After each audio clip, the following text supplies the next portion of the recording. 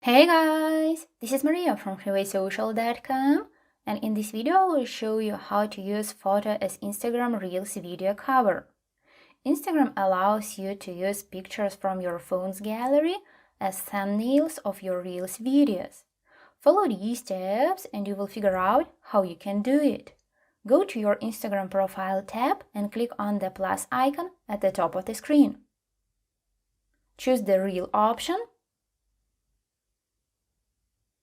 Once the camera screen opens, record a video or upload the one from your camera roll.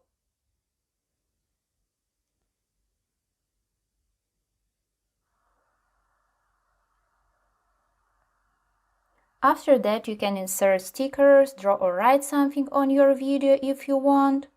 As soon as your video is ready, hit the arrow button in the bottom right corner.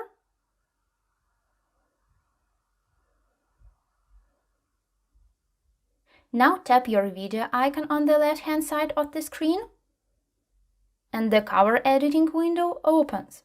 Press on Add from Gallery at the bottom of the screen. Then select a picture for your video cover.